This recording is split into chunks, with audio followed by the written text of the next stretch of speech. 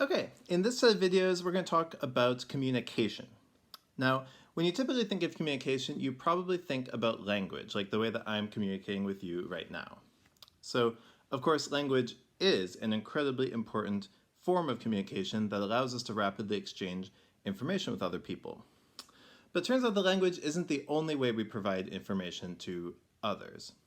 The focus here is going to be on what's known as signaling. So using an action to communicate information about something that would otherwise be hard to observe or verify. And signaling turns out to be super important in fields like consumer behavior. As you'll learn, one of the first applications of this idea in economics was to understand why people earn college degrees. So as an educator, I am often depressed by how little students learn at university. Although, of course, I am very optimistic that all of you are learning boatloads from these videos. Now, if students other than you guys aren't learning that much, what's the point of a university degree?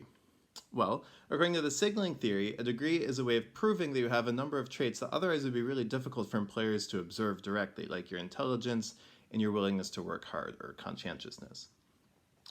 We'll see that the same idea does a lot to explain why consumers buy what they do. Often our purchases convey information about us, like our wealth or our kindness, that would be difficult to prove otherwise.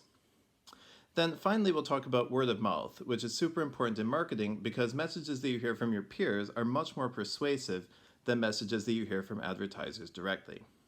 Many factors influence our motivation to share information with others, but a big one is that we like to share information that makes us look good. In other words, our language or choice of what to share can itself be a way of signaling.